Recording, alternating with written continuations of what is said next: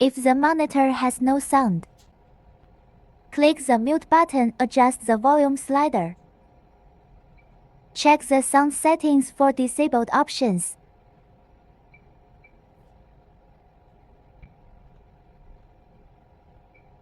Then reboot the monitor to test for sound.